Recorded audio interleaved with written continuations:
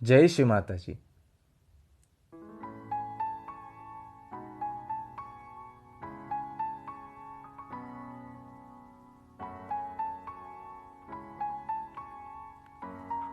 वैश्विक सहस्त्रार खुलना यह मानव जीवन की अतिशय अद्भुत एवं महत्वपूर्ण घटना थी।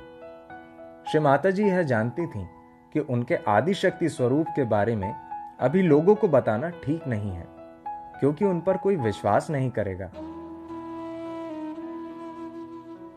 उनके अद्भुत व्यक्तित्व के बारे में सिर्फ उनके पिताजी जानते थे और उन्होंने श्री माता जी से कहा था कि जब वे लोगों को सामूहिक आत्म साक्षात्कार देने योग्य बन जाएं, तभी अपनी अभिव्यक्ति करें।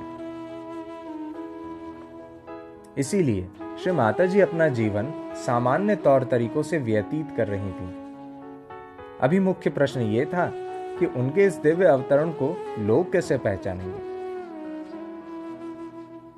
श्री माता जी यह जानती थीं कि लोगों तक आध्यात्मिक रूप से पहुंचने के लिए पहले उनके रोग ठीक करके उन्हें अपनी शक्ति दर्शानी होगी। जैसे ही श्री माता जी कैंसर जैसी जटिल से जटिल बीमारियां ठीक करने लगी, वैसे ही अधिकतम लोग अपनी शारीरिक समस्या के समाधान हेतु श्री माता जी के पास जाने लगे।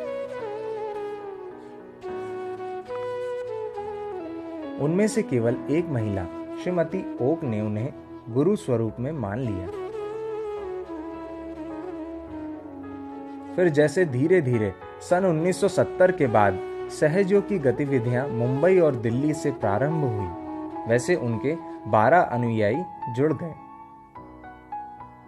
जैसे ही लोगों को आत्म साक्षात्कार पाने के बाद कुंडलिनी जागरण की अनुभूति हुई, वैसे ही साधकों की संख्या भी बढ़ने लगी और ध्यान केंद्र भी प्रस्थापित हुए। जो लोग शारीरिक और मानसिक स्तर पर पीड़ित थे एवं जीवन में दिशाहीन थे, उनके जीवन को श्री माता जी ने सहयोग के माध्यम से सही दिशा दी। आध्यात्मिकता का सही अर्थ साधकों को समझाया। उन्होंने कभी भी आध्यात्मिक कार्यक्रम के लिए या आत्म साक्षात्कार देने के लिए पैसे नहीं लिए। वे कहती थीं, आत्म साक्षात्कार पाना तो मानव का मूलभूत अधिकार है। सन 1972 में श्री माता जी ने सहयोग के कार्य हेतु खुद की सोने की चूड़ियां बेचकर अमेरिका तक का सफर किया। यह घटना से पता चलता है कि उनके मन में अपार प्रेम एवं करुणा थी।